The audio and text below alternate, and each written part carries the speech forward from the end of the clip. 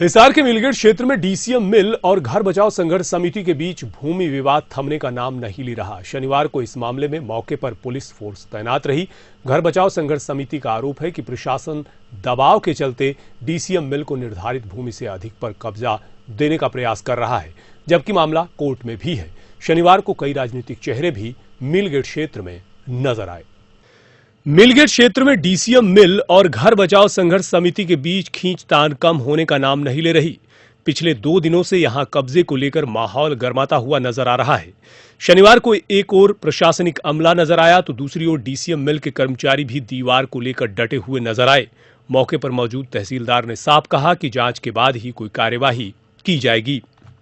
इसमें सर दोनों पक्षों से बात की है आपने, जो पब्लिक है और मिल वाले। हाँ, दोनों से ही करने बात है, खड़े आपके सामने। तो मंत्री नेता का दबाव किसी का कुछ नहीं, कोई दबाव नहीं है जी, किसी का दबाव किसी मंत्री नेता का नहीं है। मिल वालों ने दिखा दिए डॉक्यूमेंट जो मिल वाले ने दिखाए आपको?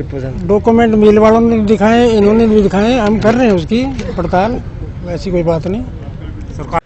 मिलगेट क्षेत्र में बढ़ते विवाद को देखते हुए शनिवार को लोकसभा निगरानी समिति के अध्यक्ष मनदीप मलिक भी मौके पर पहुंचे। उन्होंने स्थानीय निवासियों को आश्वासन देते हुए कहा कि किसी के साथ अन्याय नहीं होने दिया जाएगा।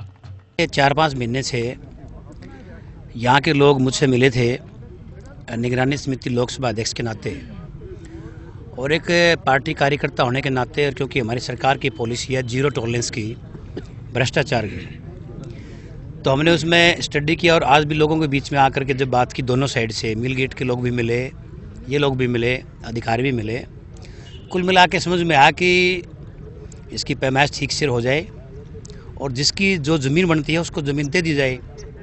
हम किसी पर्टिकुलर किसी के पक्ष में नहीं है, हमारा तो एक ही मकसद है कि जिसकी ज़मीन है उसको ज़मीन मिलनी चाहिए। प्रशासन की तरफ सरकार की ज़मीन है वो सरकार के पास होनी चाहिए। उस ज़मीन का सरकार क्या करे वो सरकार का उच्च लेवल का मैटर है।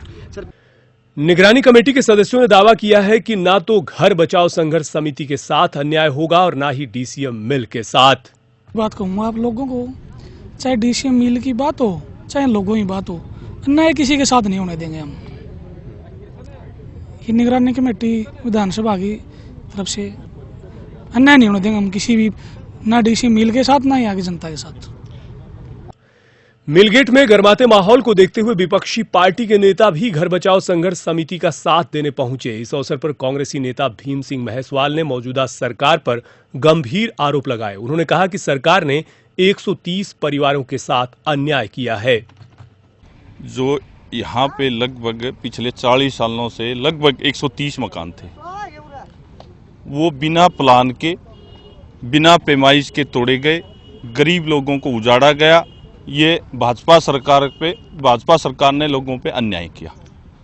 यही सरकार को, प्रशासन को यही पता नहीं था ये जमीन किसकी है। आज भी वही लड़ाई है। प्रशासन किसी न किसी सरकार के नेता का दबाव है, जो बार बार लोगों को परेशान किया जा रहा है। पहले 128-30 लोगों का कब्जा था क्योंकि गवर्नमेंट लैंड थी। हजारों एकड़ में गरीब लोग आगे झोपड़ी मकान बना के रह रहे हैं। भाजपा सरकार आते ही मकान तोड़े गए। आज वही वो डीसीएम को देना चाहते हैं यहाँ की सरकार या प्रशासन। हमें तो ये लग रहा है किसी न किसी नेता का, बड़े नेता का हाथ है।